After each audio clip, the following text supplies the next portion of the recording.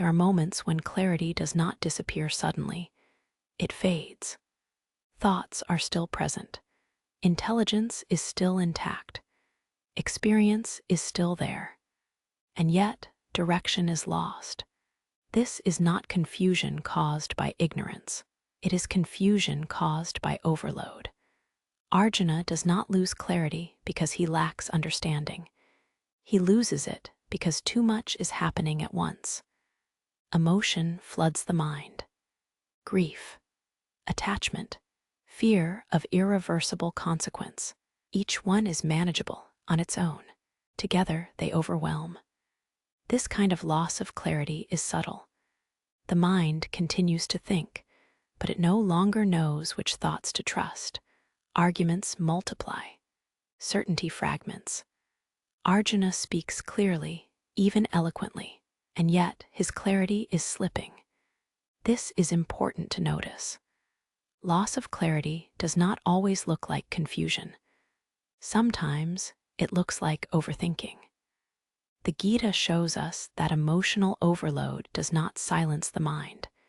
It crowds it, and in that crowding, direction disappears. There is a quiet assumption many of us carry. That competence protects us from inner collapse. That intelligence guarantees clarity. That experience ensures stability. The Gita gently dismantles this assumption. Arjuna is skilled, trained, respected. He has faced danger before. He has made difficult decisions before, and still his clarity breaks down. Not because he is unprepared, but because this situation exceeds his emotional capacity. Capability does not equal immunity. In fact, capable minds often carry heavier loads. They see more consequences. They anticipate more outcomes. They feel responsibility more sharply. This makes them vulnerable in a different way. When emotional pressure rises, the mind tries to compensate by thinking harder.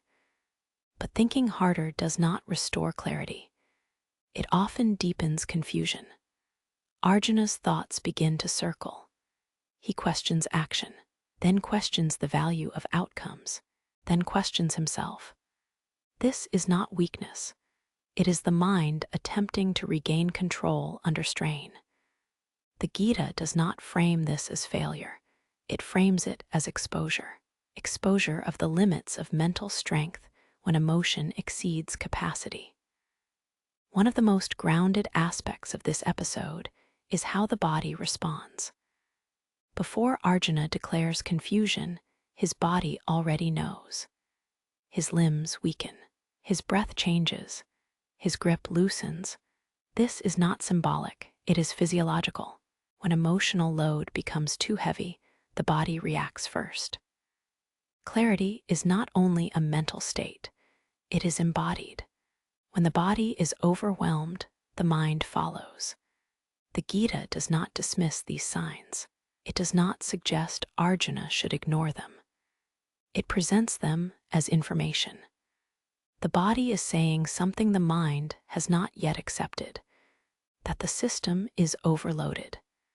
That pushing forward now would not be clarity, it would be collapse. This is a crucial distinction. Loss of clarity is not always a sign to retreat forever.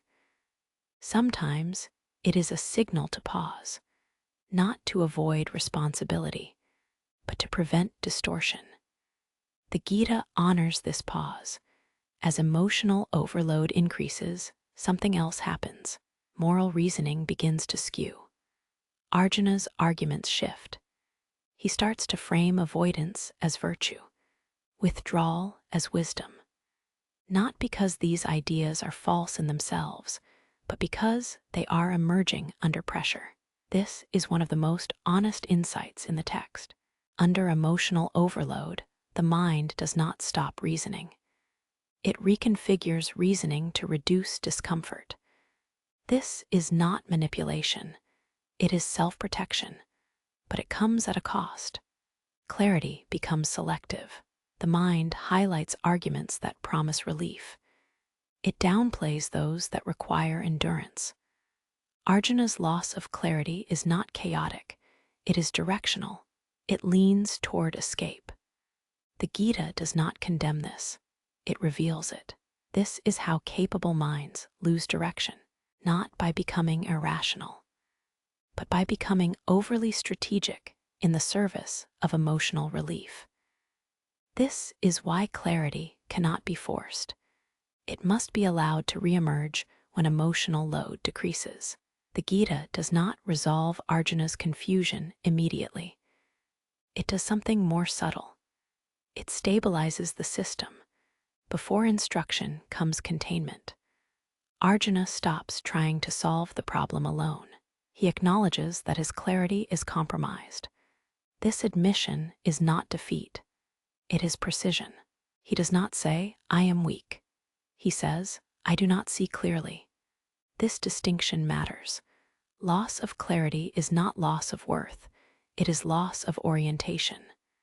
And orientation can return, but only when pressure is held, not resisted. The Gita suggests that clarity is not produced by effort under overload. It returns when the system is supported, when emotion is acknowledged, when responsibility is not abandoned, when thinking is allowed to slow. Arjuna's stillness is not passive, it is restorative. In this stillness, clarity has room to reform, not as certainty, but as direction. The text invites us to recognize this pattern in ourselves. When emotion overwhelms thinking, when capable minds lose direction, when clarity fades without disappearing entirely. The answer is not self-judgment, it is containment, a willingness to pause without escape, to admit overload without collapse, and to trust that clarity, when allowed, returns quietly, not as force, but as alignment. And that alignment begins the moment we stop demanding clarity from an overwhelmed mind.